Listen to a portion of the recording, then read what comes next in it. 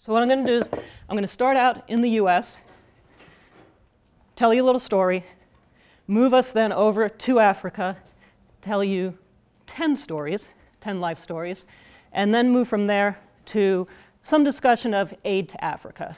Because I'm not sure how much you know about the controversies over aid to Africa, but increasingly there's been a rising sentiment in the academic community that aid to Africa is harmful to the continent. It's done more harm than good over the last 60 years. And so if you're doing service trips or other things and you're wanting to do good work, part of the idea is like, well, let's find out how to do that, right? Let's not go with good intentions, but actually wind up harming communities, hurting people, inadvertently. So I want to start out by introducing you to Daniel Beatty. I went to the bookstore last month, and I was looking at the books, and I came across one by Daniel Beatty. And he is the child of an incarcerated parent. And as such, I picked up the book thinking, oh, this might be a nice graduation present for a student I've worked with who's also the child of an incarcerated parent. And I picked up the book just thinking, well, you know, this is just a gift. And then I started looking at it, and I was surprised because I was really drawn in. I was surprised because I thought our backgrounds were pretty different, maybe wouldn't really speak to me. But next thing I knew, I'd read the entire book. And I thought, wow, you know, with an open mind, we can really be learning from lots of sources that maybe we thought we don't share that much in common with that person. And it made me think of William Kamkwamba, the first African entrepreneur I want to talk about, and one you're hopefully familiar with, right? Because he's the author of our common reading, The Boy Who Harnessed the Wind. And William Kamkwamba, like Daniel Beatty, came from situations that we're probably thinking are pretty different from our own, right? That most of us have not experienced lack of food during a prolonged drought to the point of friends literally dying of starvation. I mean, fairly different perhaps from our experiences. But what Daniel Beatty and William Kamkwamba shared is that instead of looking at these situations, looking at these negative, trying experiences, right? Kamkwamba doesn't get to go to school anymore because his family doesn't have the money to allow him to stay in school. What happens is he says, oh, I've got all this free time now.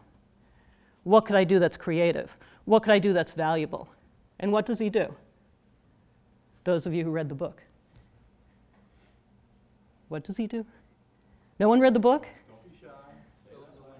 He builds a windmill, right? So he goes to the library, he gets a book, it's all about energy creation, and he decides, well, this is kind of cool. My village doesn't have electricity really in most of the areas, so maybe I could build a windmill. I could use wind energy to generate electricity. My friends can come charge their cell phones at my house, right? I can be of service.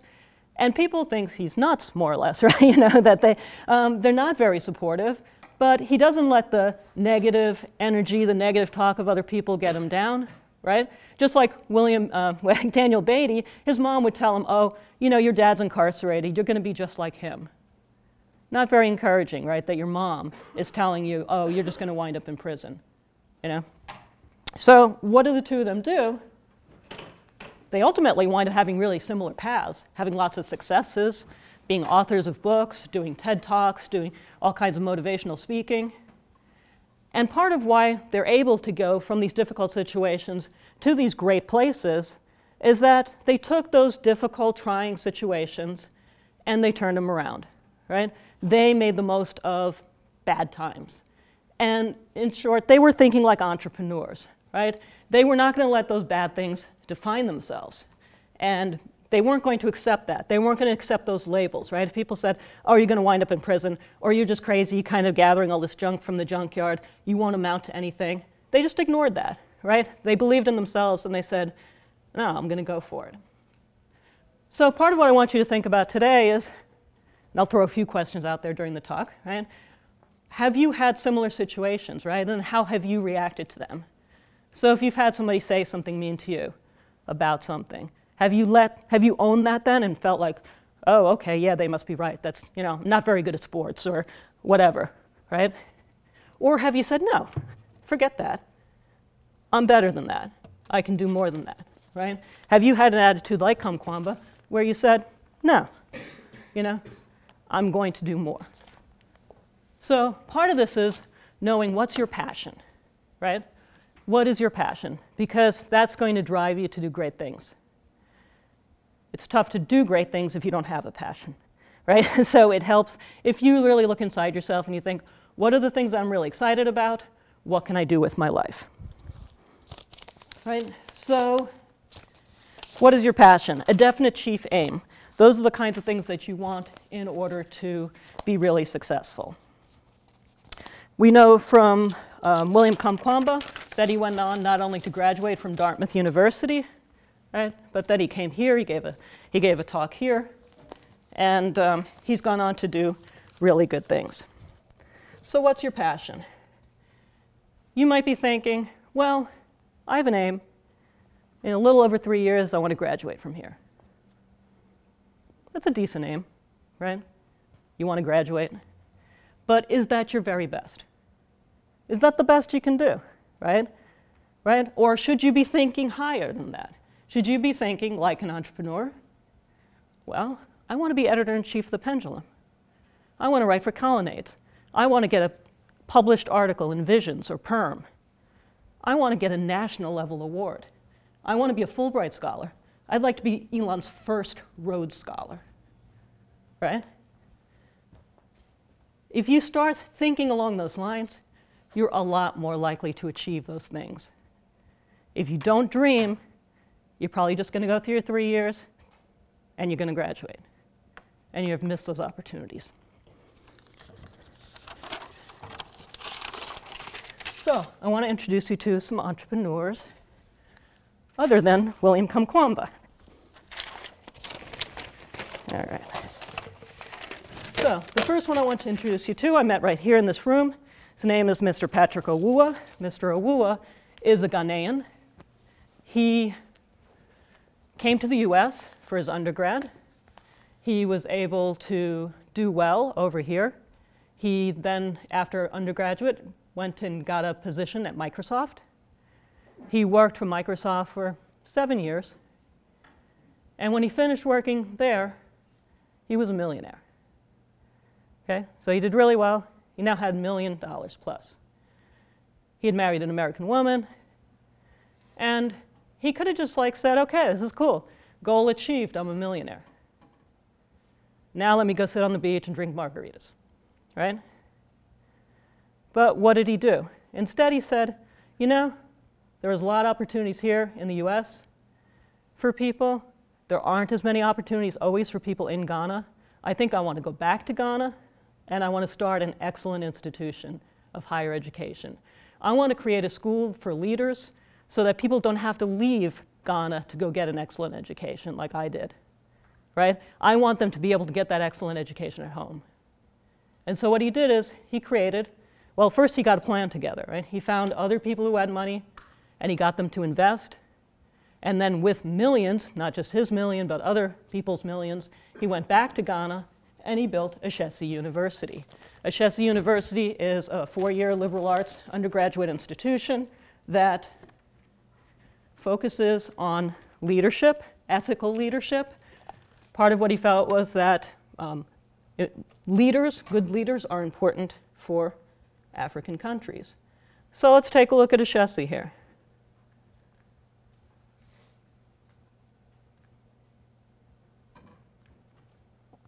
It's sort of Elon-esque, right? The library's got the big foyer there. We've got lots of potted plants and things around the campus.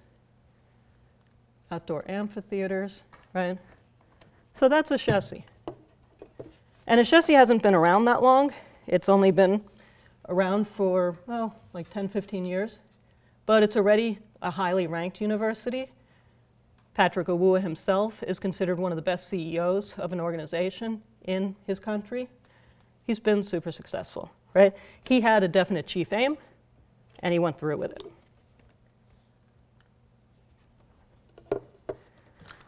So the next entrepreneur I want to introduce you to also stems from Ghana originally.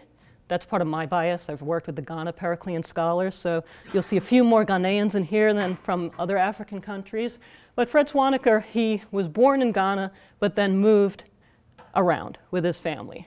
And part of why his family was moving was because there'd be unrest in a country. There'd be disturbances. They'd go somewhere else. And what he realized was that a leader of a country has a really big impact on the well-being of the people of that country. And he wound up ultimately in South Africa under Nelson Mandela and thinking like, wow, this guy's really awesome, right? Look at all the opportunities here in South Africa when you have somebody who's really looking out for the people, who understands, who forgives, who is compassionate, who is there for everyone. So he had a dream.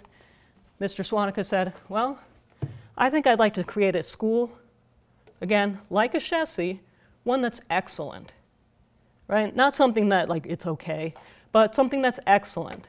And he aimed at 15 to 18-year-olds. And he was going to provide a 2-year education, and he created something called the African Leadership Academy. And you can see from the images, again, it's very Elon-esque, or similar to campuses that you would see here in the US. William Kamkwamba actually attended ALA. Before creating ALA, Mr. Swanica actually was in the US. He went to Stanford. And after coming out of Stanford, what he did was he created kind of a leadership adventures program. And he grew that for about 10 years. And then he used the knowledge from that to build the African Leadership Academy. Right? So he took something, he took the things that he was interested in, he started smaller, he built it up, and then he went to this.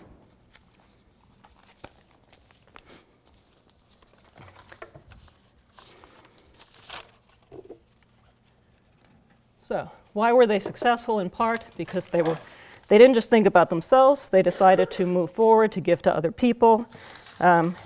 Swanica has been recognized as a young global leader, as one of the 10 youngest men of power in Africa by Forbes.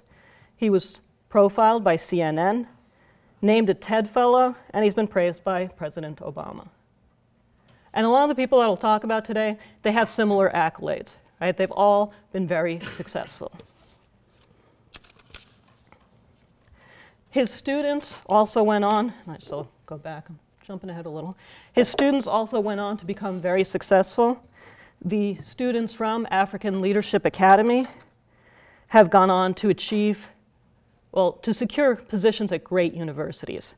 So they've placed into Harvard, Yale, Brown, Cornell, Duke, NYU, MIT, Stanford, Oxford, London School of Economics, Ashesi, University of Cape Town. And they've collectively earned $35 million in scholarships. The school's not been open that long, right? It just started in 2004. They've also themselves been recognized for their entrepreneurship. A number of the students who didn't go on to undergrad, they went straight into business. They founded their own organizations. 44 organizations have been founded by ALA students. And 5 of those students have themselves been recognized by the World Economic Forum for their excellence in leadership and economics. So, next stop, Nigeria. And I want you to look at the screen there. Anything surprising on the screen?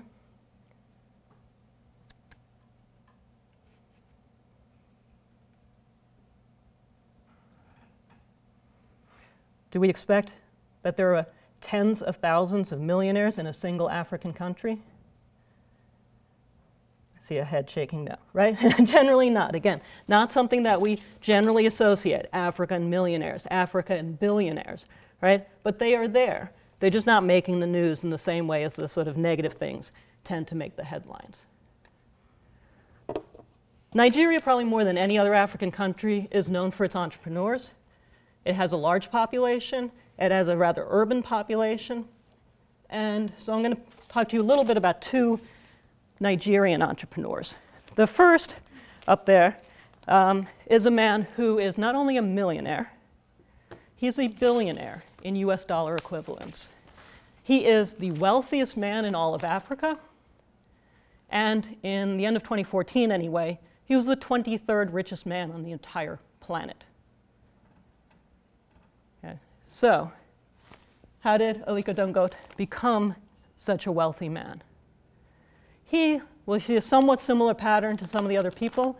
He went and he studied abroad. Well, overseas, well, abroad. He went abroad to Egypt And he studied in Cairo. He got his undergraduate degree. He came back to Nigeria. And what he did was he went to a family member and he asked for a loan. He said, you know, I want to start a small business. I think I'd like to do some work in commodities, trading, maybe do some stuff, you know, sugar, maybe I could do some, you know, cement for construction, just basic things that a lot of Nigerians would want, and maybe I can provide better service than others, more timely, and I can really grow my business. And he did. He now is in charge of the Nengo Group, and they do bottling for Pepsi and Coca-Cola, they do cement, they do all kinds of things. So he started out in 1957, being born to a Muslim family in northern Nigeria. As I mentioned, he studied in Egypt. He started his small trading firm in 1977. So it took him a bit of time, but by 2014, 23rd richest man in the world. His wares are now sold not only in Nigeria, but all over West Africa. So the cement and other things are Ghana, Benin, other places. The next fellow I want to introduce you to, also from Nigeria, is considered by many the founder of Nollywood. How many of you have heard of Nollywood, by a show of hands? Nollywood is the second largest film industry in the world, after, not Hollywood, after Bollywood, right? So Bombay, what's now generally referred to as Mumbai, the B came from Bombay. Bollywood, India makes more films than any other country on the planet. Nigeria makes the second largest number of films of any country on the planet, about 2,000 films per year. Hollywood makes maybe 1,200 per year, right? So Hollywood's number 3, and they put a lot more money in per film, but Nigeria makes more of them. So how did this come about? How did Nollywood begin? It wasn't so much in this case a concrete dream. It was sort of just a situation of opportunity. So we had a young man who was working in a video store, and he noticed that in the shelves of his video store, he had all these blank VHS tapes, like 1,000 of them. And they were not moving. Nobody was buying these things. And he was trying to think, like, what do I do? How do I get this stuff moving? How do I get these blank VHS things off the shelves? And he decided, well, maybe I could go out with some friends, grab like some cameras, and we could like put a little video together, right? And then we could put that onto the tapes, and then maybe people would be more interested in the tapes because they wouldn't just be blank, they'd have like a short on them. And so this was the early 1990s, and he and his friends got together, they did this. They created something called Living in Bondage. It was a sort of campy film about a young man who wants to be very wealthy. And in his quest to become very wealthy, he decides that in order to do so, he needs to murder his wife, okay? Which he does. But then his wife's ghost, right, haunts him forevermore. Hence, he is living in bondage, right? So, and we see a lot of these early Nollywood films have very similar plot lines. They have things like boy meets girl, but there's some problem, like she's possessed by a demon, or she can't have children, or you know, some issue, right? They're very kind of soap opera-like. They tended to be pretty low budget being like $20,000 or less, right, to make the whole film. And over time, what happened was the things really caught on. These videos were flying off the shelves. People really got excited about seeing people who looked like them on screen, right? They didn't have to look at James Bond or somebody from some other country, right? The action flicks were always fun and popular in Nigeria. But to see people, and then originally the first tapes that were being made, they weren't even in English, they were in Igbo, right? So they were using local languages, local people, and people were really excited by it, right? So they would put money in, and very quickly you started getting better and better production values. And after this, I've put up there as a little reminder to self, Last Flight to Abuja trailer. So this is a film that was one of the better Nollywood films in, I think, 2012. And it's about corporate folks going on a trip to the new capital city of Abuja as a reward for all their good business efforts that they've undertaken. And you'll only get to see a trailer today for a Nollywood film. How many of you have seen an entire Nollywood film? Very sad, right? And there's no reason for that, right? Now that you know that they exist, what you can do is you just go online, you type in Nollywood, best Nollywood films 2013, best Nollywood films 2013, 14, right? And you can actually get the summaries, you can get all the write-ups on the films, and then you can decide, well, which one do I want to watch? A lot of them you can get on YouTube, you can get them through other providers for free. You can watch the entire film, right? And you can then see, well, what's turning a whole bunch of people elsewhere in the world on? What's getting them excited, right? What kinds of films are popular in other parts of the world? All right, some different areas in terms of other fields, right? So other than education and industry, publishing, journalism, just want to touch on some different areas. Now, if you notice, the next person I'm featuring, you can't see his face, right? And that's intentional because he's an investigative reporter. So he's, again, from Ghana. What Honest was saying was that he says, you know, Ghana has had multi-party democratic elections since the mid-1990s. Everything's been going pretty nicely in Ghana, right? There's been no major unrest. People have had civil rights. You know, everything's been pretty good, right? Economy's been growing. But he thought, you know, we can always do better, right? And when I go to orphanages, I see that some of the kids aren't treated as well as I, think they should be. Or if I go into the cocoa industry, again, it seems like some of the workers could be treated better. And so what he started doing was these hard-hitting exposés. So he graduated, he was offered a job at Ghana's major newspaper, and he turned it down. And that wasn't a bad move. So imagine you graduate from Elon, you're offered a job at the New York Times, and you say no.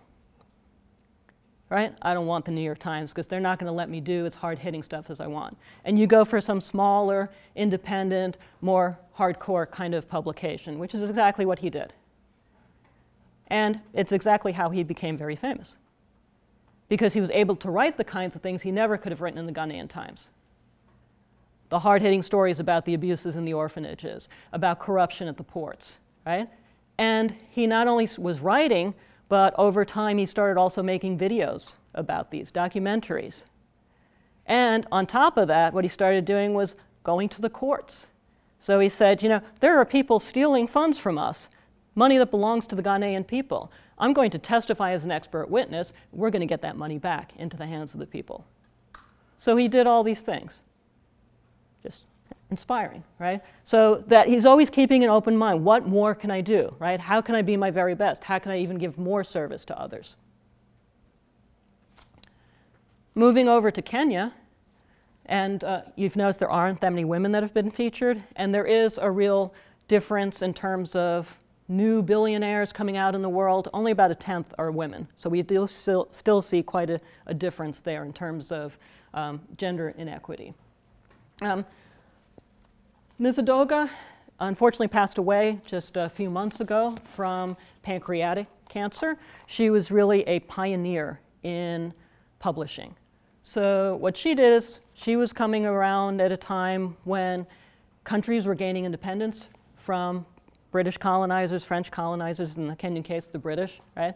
And what she noticed was a lot of the materials that were available in the schools, they were things like, what are the top 3 industries in Manchester?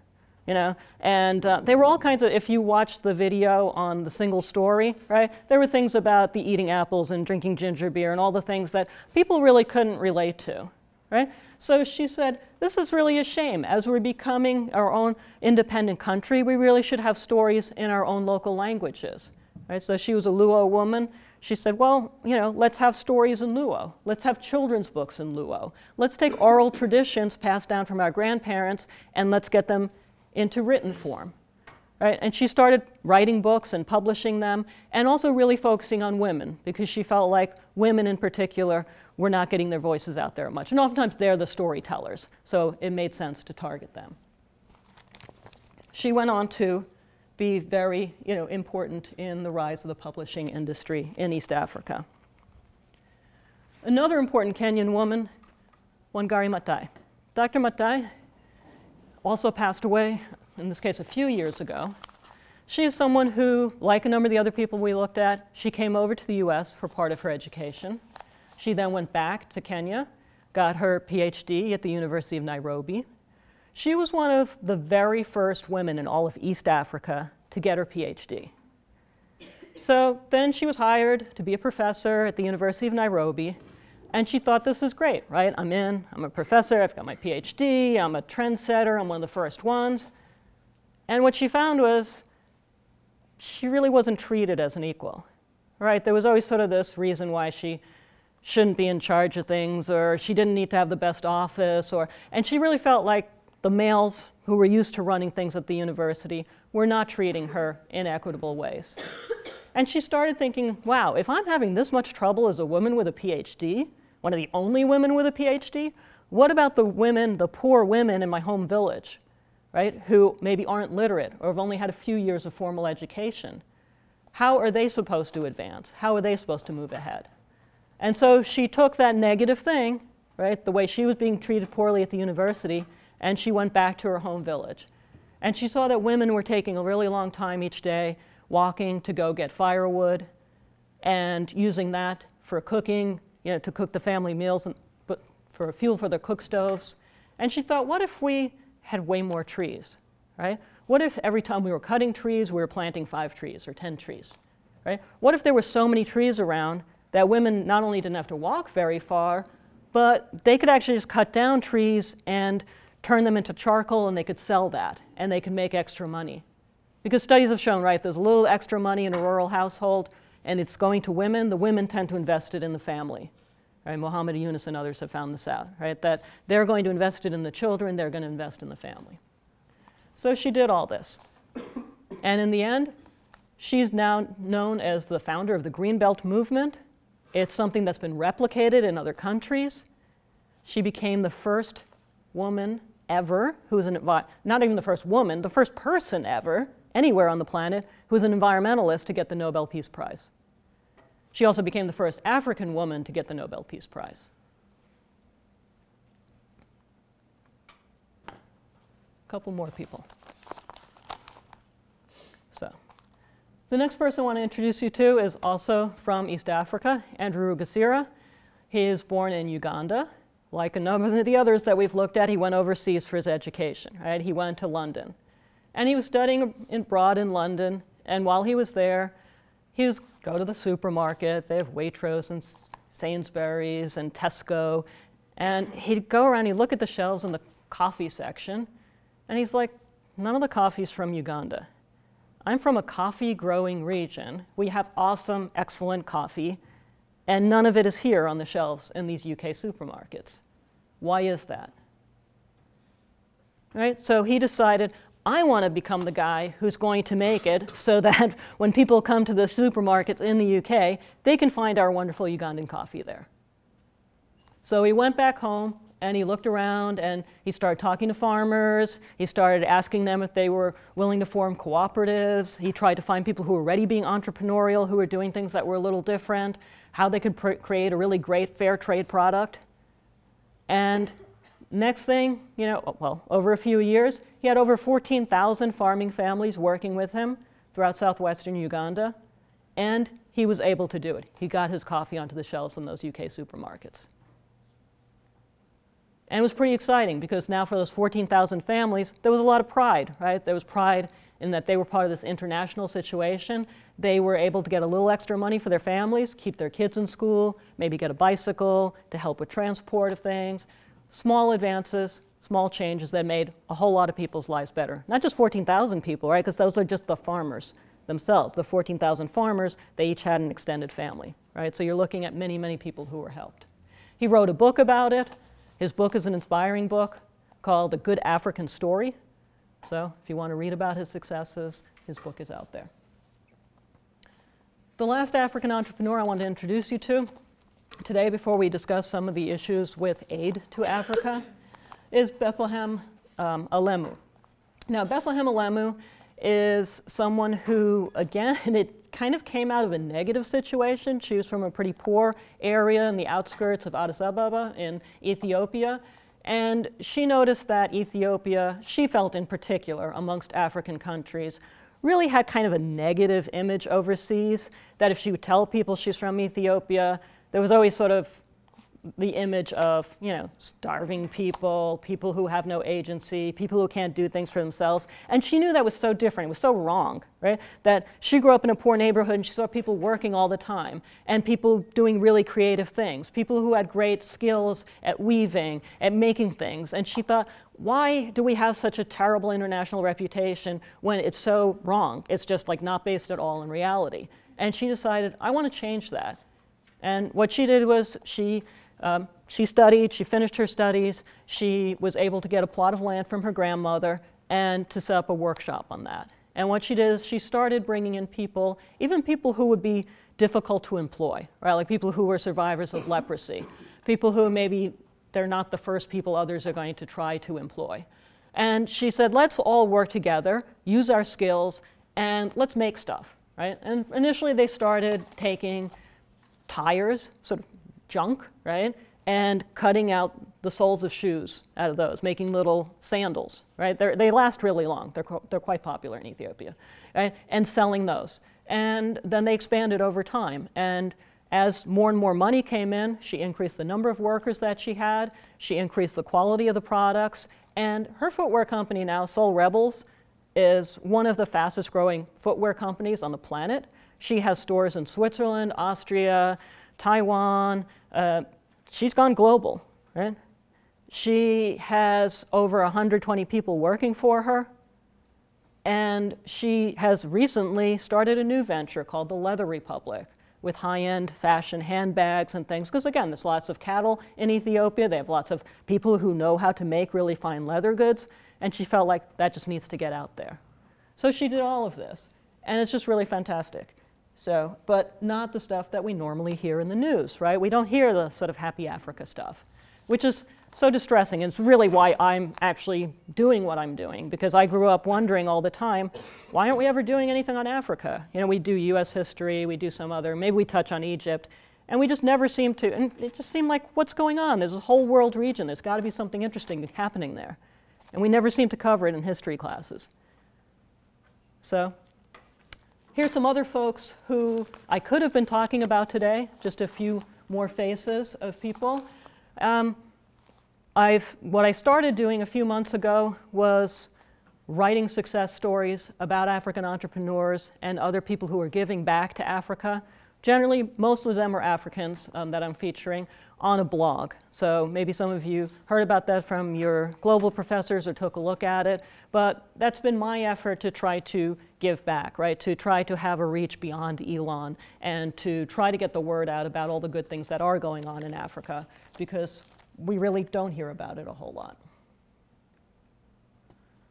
So back to you guys, right? What would you do if you knew that you couldn't fail? Right? Because a lot of the folks that we've looked at had that kind of attitude, right? The can-do attitude. It wasn't that, oh, Ethiopia is branded in this really negative way, as full of hungry people, right? I'm going to make it known for its fashion, right? People didn't have this attitude that can't do it or can't be done, right? They had a really positive attitude. So one of the things, if you think about, we have over 150 student organizations. Every single one of them was started by a student. What do we not have here now that you think we should have, right? If we don't have something, why don't you create it? Why don't you make that your legacy, that you're going to create a student organization that's going to be there around, right, for the rest of time? And that's going to be your legacy. It requires a little bit of research, right? You can't just go and create some organization because there might be 5 that already do something similar. But if you have a passion, go figure out what we do have, what we don't have, and then go through the process, create it, write for a magazine, go get an academic award, right? There's lots of starting points for a stronger future.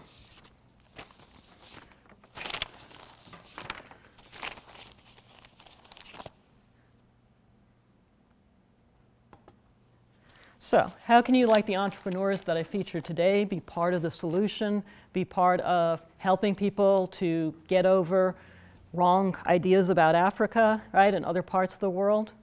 One of the things is to get informed, right? So if you look here, here are some of the fastest growing economies on the planet. And all the ones that are African countries are in bold. So again, not the thing maybe that's making the news most of the time about rising Africa, about African economies being strong and growing, and some of the ones that are predicted to be the fastest growing even in the next decade. That's not what's making the news. But if you know that, and you hear about somebody who wants to go do, something from their heart, so you have to be careful, because a lot of people do.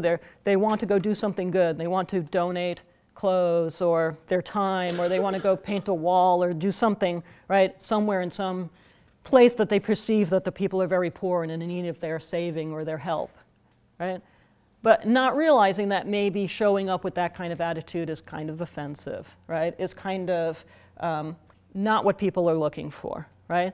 And in fact, some people have started saying, stop showing up with your stuff, Stop giving us your used electronics that just lead to e-waste and cancers amongst our people. Stop giving us your used clothing that lasts a very short time and that you're giving it to us because you don't want it anymore, right? It's not good enough for you, but it's good enough for us. Kind of offensive, right? So some people have said all the aid that's been given to Africa, more than $1 trillion over the last 60 years, it's actually done more harm than good. It has not been a positive thing. So the author here, Dambisa Moyo, of the book called Dead Aid, came out around 2010. Her subtitle there is basically about how all the aid has been very harmful to Africa. Why might this woman, why might Dr. Moyo, Harvard and Oxford educated Dr. Moyo, believe that aid to Africa has been really awful and it should be stopped? What could be her reasoning for seemingly such an out there kind of position? Can we understand where she's coming from at all?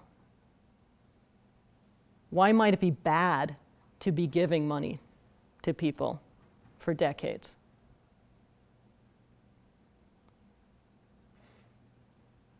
Makes them complacent. Yeah. If you knew every week I'm just going to hand you $1,000, what motivation would you have to go get a job, right? And also, how good are you going to feel about yourself? I mean, you might enjoy the money, right? But after a while, it's sort of like you're not going to feel like you're being the very best person that you could be, right? You're just going to feel like you're dependent in some way that you're lesser, right? She says that by giving things for free, it's not free because you're actually taking away people's dignity. You're taking away their pride.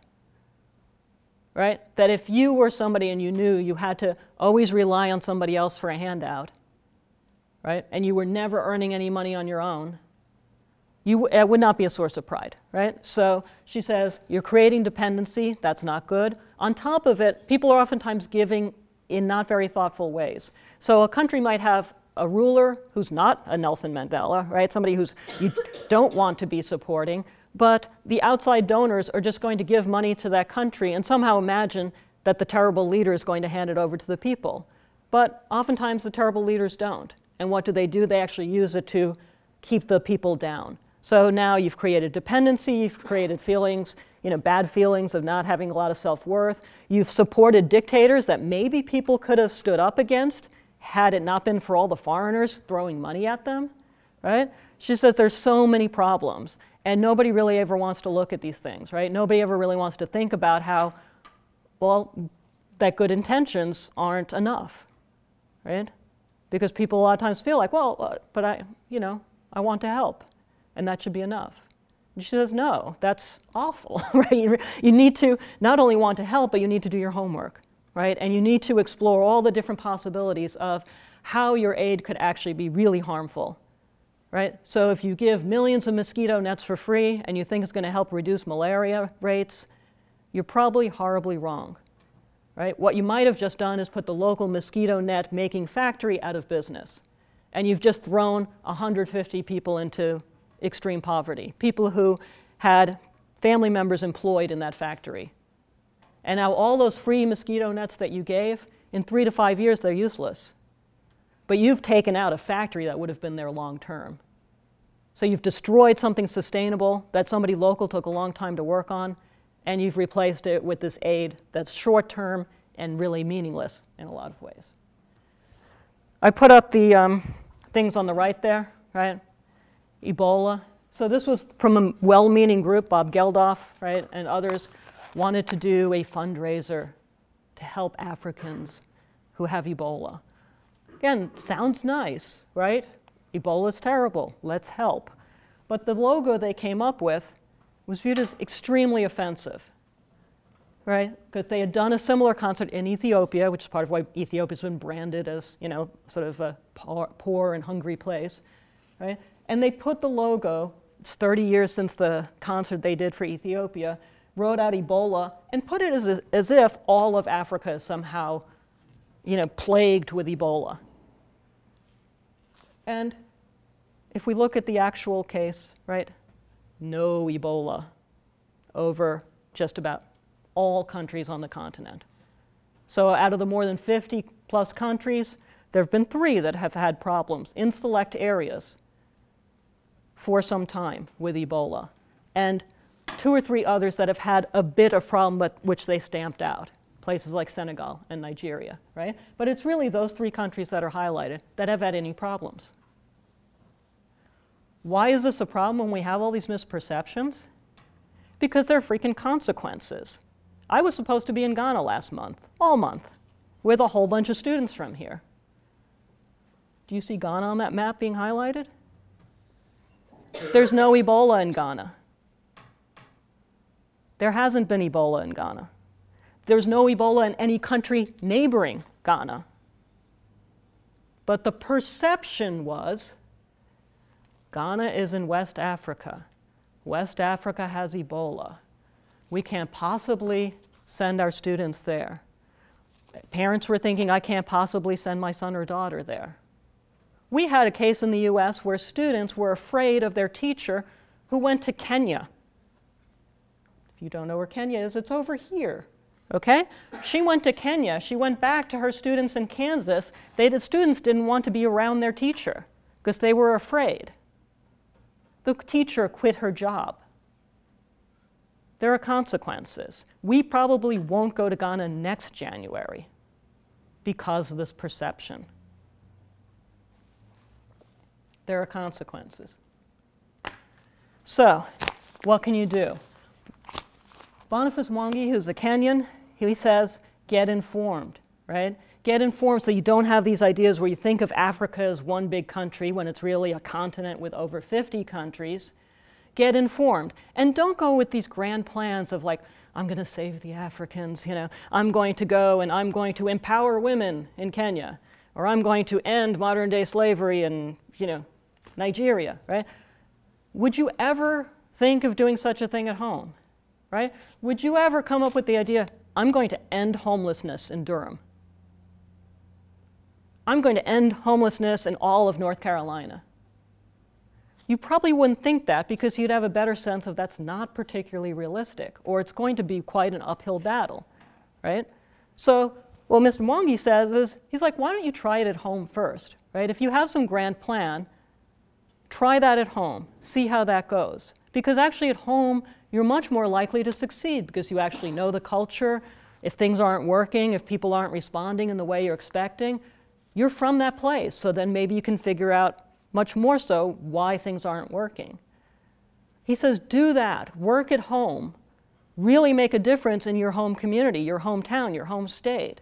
Then try coming over to Kenya, right? But don't come over as thinking you're going to save us, right? You're going to make it all better in Kenya. Come over a little more with some more humility, right? With the recognition of, you're actually from here. You've lived here your whole life. I know nothing about Kenya, right? Well, I do because I lived there for almost 3 years. But basically, if you're coming, the regular, you know, average American who hasn't spent time there, right? You don't know that much about the country. Recognize that when you show up, right? That maybe you can be learning from the people there. How else can you do better, right? Besides educating yourself, finding out about projects, doing projects at home before you try doing them overseas, or maybe simultaneously, right? What about paper topics? I teach a seminar on Africa, and if I leave it wide open, what do you think I get? Everybody wants to write about AIDS orphans, street children, corrupt governments, elephants, right? I get the same paper topics, ideas all the time, and all of them are the most stereotypical topics. I don't get people telling me, it would be so refreshing if I was getting it, right? If I had students coming into my upper division seminar and saying, you know, I want to write my paper for this class on the increase in cell phone usage in Seychelles, a country where there are more cell phones than people in Africa, right? I want to look at entrepreneurs in Africa or a particular African country. I want to look at Nobel laureates. I want to look at think tanks, right? Research institutions, major the world headquarters for various things that are stationed in Africa, right? I want to look at these positive things. That would be exciting, right? And that would show me too, my students have done their homework. And I know you can't come into it oftentimes like that because your whole life, right? Your whole life, what do you see? You see Hollywood movies, you see the nightly news, and it's all the negative stuff, right? It's not getting you to think in these ways.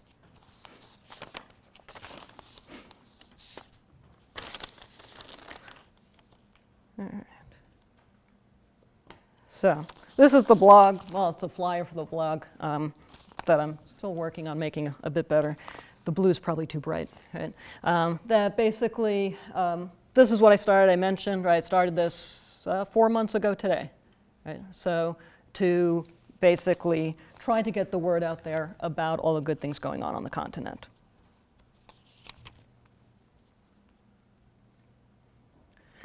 So,